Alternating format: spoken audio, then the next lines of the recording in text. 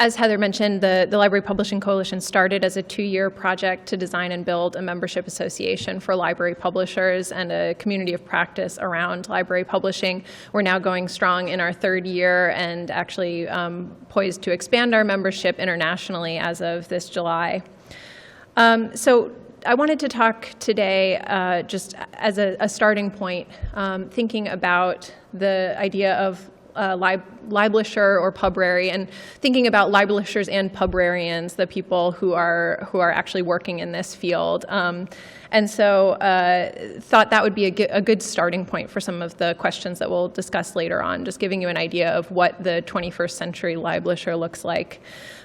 So I wanted to start out by just thinking about the kind of motivations behind library publishing. What does library publishing exist to do? And I will go through these extremely quickly and happy to return to them later on during the roundtable.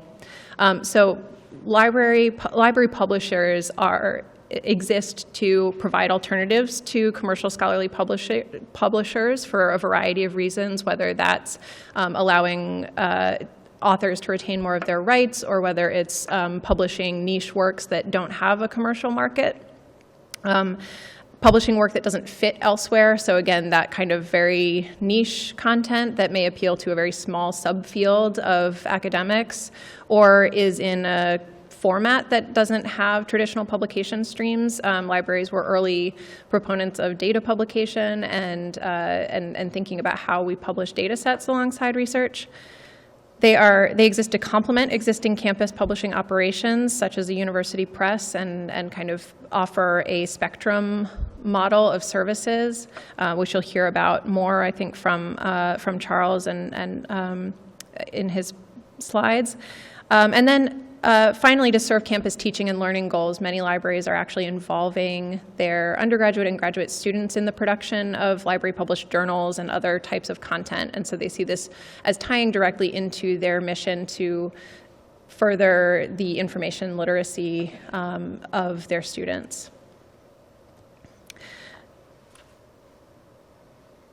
So anecdotally, we know that librarians who are currently charged with publishing roles frequently take on those roles in addition to their day job at the library, whether that's with an institutional repository or a job as a digital librarian or in an imaging center even, those types of library programs. And we also know that the majority of them don't devote their entire work week to library publishing functions, and that the mean FTE for publishing activities in libraries is about 1.8. So these programs are very small, and there is a range there, and there are some outliers and exceptions to that have quite robust. It's typically a very small operation. And finally, we know that library publishing activities are taking place under the auspices of a range of units within the library, including digital initiatives and digital scholarship programs, offices of scholarly communications, and in some cases from within the press that is administered by the library, or through a library-administered imprint. So hiring for library publishing positions is a strategic move because these are really small programs. They're often, they're emerging programs. These are things that libraries are offering in addition to the range of other services they provide. So I became interested in looking at the specific skills and characteristics libraries are looking for in their publishing professionals and how their roles were positioned within the organization. And I thought this would serve as a good starting point for some of our conversations today. So I took a look at 70 library publishing job descriptions that we collected through the Library Publishing Coalition Job Board. These are all positions that have come available over the past 2 years. And these are all jobs that are administratively located in the library or report directly to a library-based supervisor, and their primary functions are the creation, dissemination, and/or curation of scholarly, creative, and/or educational works. So I wanted to just kind of pull out some of the words that came up over and over again in these job descriptions and talk a little bit about those. So I think, not surprisingly,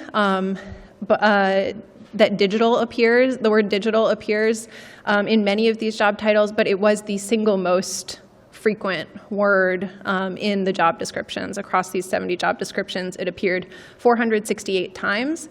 and 30 times in the actual title of the position.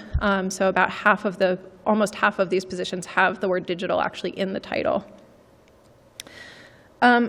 The other keywords that I saw a lot were these words around the campus community. So the words faculty, students, community, education, and teaching were among some of the top words that we're seeing. The word community is mentioned 60 times throughout these 70 job descriptions, and I think that speaks to the community and campus focus of library publishing programs and the role of the library as a network builder and a community builder on campus. Support and service. Service or services appears 200 times in descriptions and 6 times in the title, and support appears 115 times across all of these job descriptions, again indicating the orientation of these publishing programs as services to the campus community. And in contrast, the word publishing and publication didn't make my top 50 list of words that appears. Or publisher. Research, scholarship, knowledge, scholarly communications appear very frequently. And then data is another one that stood out to me as a word that appears 5 times in the titles of these jobs and 188 times total. So this is really a strategic piece of many of the jobs that are appearing in library publishing programs is some responsibility for data management or data services. Again, pointing to the kind of orientation of many of these programs and their positioning within the library structure, the word repository appears quite frequently. Many of these roles are positioned within the institutional repository program or have repository responsibilities. And then the words access and open, which I deliberately flipped here because it's not entirely open access. These are being used. In some cases, it's open access. In some cases, those are 2 separate things that are being listed, but certainly the idea of openness and providing access.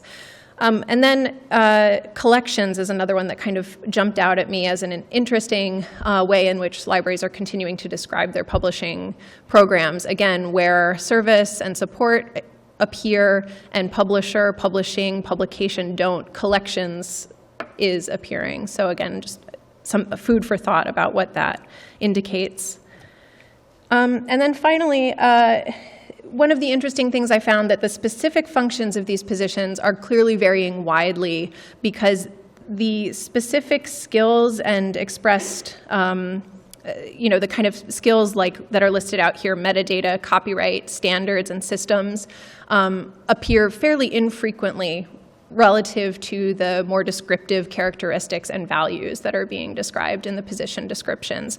So these are the top kind of skills that were common across publications, but they were fairly low down on my kind of top 50 list.